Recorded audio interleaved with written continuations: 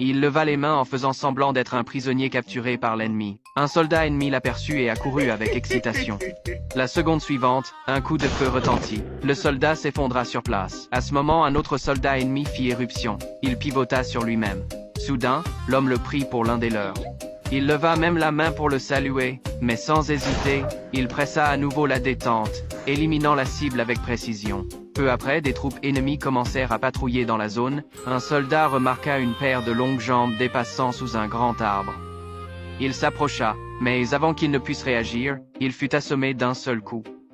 Quelques instants plus tard, un deuxième soldat tomba dans le même piège. Grâce à ce déguisement, ils ont éliminé silencieusement plusieurs ennemis sans déclencher d'alarme. Puis il a tiré une flèche de son arc.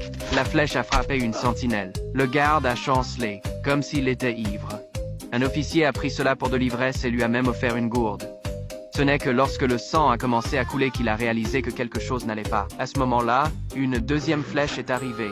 L'officier l'a attrapée instinctivement, pour se retourner et voir que le soldat était touché. Il a dégainé son épée et s'est rapidement mis à couvert derrière un arbre. Retenant son souffle, écoutant les pas qui se rapprochaient, il a brandi sa lame, mais n'a rien touché. L'ennemi était bien plus petit qu'il ne l'avait imaginé.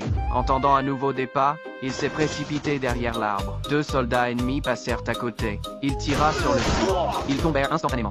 Quand il retourna à son propre camp, il aperçut un camarade caché dans l'herbe. Sans aucune hésitation, l'homme ouvrit le feu. Ce n'est qu'alors qu'il réalisa que l'ennemi était tout aussi habile en camouflage.